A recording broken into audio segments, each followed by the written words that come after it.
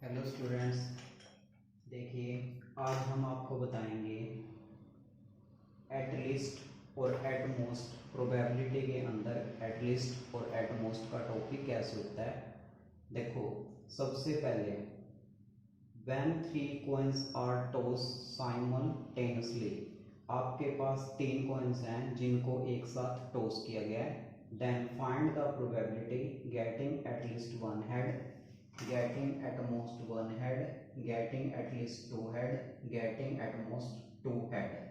तो हमारे पास आज का जो टॉपिक होगा वो होगा एटलीस्ट और एटमोस्ट। इसके अंदर कोइन के अंदर कोइन का कोई भी क्वेश्चन अगर आपके पास आ जाए तो आप उसको कैसे अटेम्प्ट करोगे। देखिए, सबसे पहले मेन बात, when three coins are tossed simultaneously. देखिए, सबसे पहले इसका मीनिंग क्या होता है। साइमल्टेनियसली का मीनिंग होता है एक साथ, यानी कि तीन कॉइन को आपने एक साथ टॉस किया है।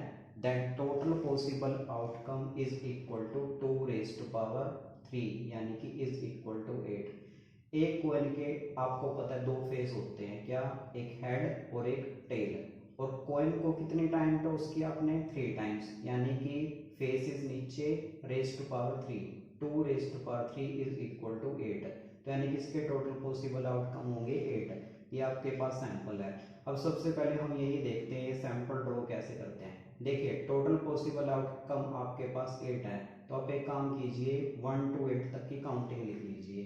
तो ये हो जाएगा आपके पास 1 2 3 4 5 6 7 8। ठीक है, सबसे पहले 8 का हाफ कितना हो गया, 4। तो आप पहले लगातार 4 हेड लिख लीजिए, हेड हेड, ये हमने 4 लगातार हेड लिख लिए। फिर लगातार आप 4 टेल लिखिए, टेल टेल टेल। ये सीक्वेंस अगर आप चाहो तो टेल से भी शुरू कर सकते हो, यानी कि लगातार 4 टेल, लगातार 4 हेड। तो मैंने सीक्वेंस को शुरू किया हेड से, 4 लगातार हेड, 4 लगातार टेल। अब 4 का हाफ क्या हो गया, 2। तो अब 2 हेड 2 टेल, 2 हेड 2 टेल। तो अब ये सीक्वेंस चलेगा, 2 हेड 2 टेल, 2 हेड 2 टेल। 2 का हाफ 1, यानी कि एक हेड एक टेल, एक हेड एक टेल, एक हेड एक टेल, एक हेड एक टेल। अल्टरनेटली भी बोल सकते हो, जैसे 4 हेड 4 टेल, 4 का half 2, 2 head 2 tail, 2 head 2 tail, फिर 2 का हाफ 1, हेड टेल, इस सीक्वेंस में। तो देखिए ये जो सीक्वेंस है H H H, H H T, H T H, तो इस हिसाब से ये सारा फ्लो हमने इसके अंदर लिख दिया। ठीक है बात, ये हो गया आपके पास सैंपल स्पेस। इस टाइप से आप कितने मर्जी कॉइन का सैंपल ड्रॉ कर सकते हो। अब बात आती है एटलीस्ट वन हेड की। फर्स्ट पार्ट क्या है, गेटिंग एटलीस्ट वन हेड। ए पार्ट है जो आपके पास गेटिंग एटलीस्ट वन हेड। देखिए, एटलीस्ट वन हेड, एटलीस्ट का मतलब होता है कम से कम एक हेड। ठीक बात, कम से कम एक, यानी कि ज्यादा कितने हो सकते हैं। देखो, एटलीस्ट के क्वेश्चन में आप ऐसे कीजिए, एक लेफ्ट से राइट की तरफ एरो लगाइए, लेफ्ट से राइट की तरफ एटलीस्ट वन, यानी कि वन से शुरू करिए, यानी कि एक हेड हो सकता है, 2 हेड हो सकते हैं, या आपके पास 3 हेड हो सकते हैं। एटलीस्ट वन का मतलब होता है कम से कम एक हेड, यानी कि ज़्यादा कितने तक हो सकते हैं, 3 तक। एक हेड हो सकता है, 2 हेड हो सकते हैं, या आपके पास 3 हेड हो सकते हैं। तो इस सैंपल के अंदर से वो सारे केसेस उठा लीजिए जिसमें एग्जैक्टली वन हेड हो, एग्जैक्टली 2 हेड हो और एग्जैक्टली 3 हेड हो। देखिए, exactly one head, exactly one head जिसके अंदर एक हेड हो, T T H, T H T. ठीक, और एक आपके पास एच टी टी। ये सब वो केसेस हैं जिसके अंदर एक हेड है। अब बात आती है जिसके अंदर आपके पास 2 हेड होंगे।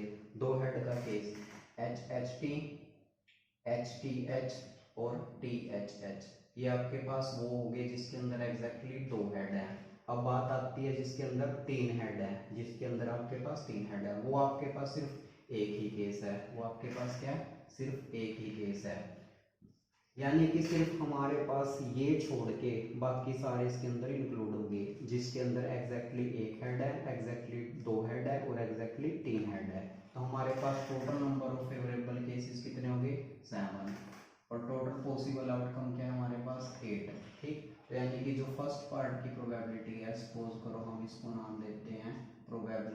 ऑफ इवन इवेंट, तो हो गया आपके पास 7/8, ये था एटलीस्ट वन हेड।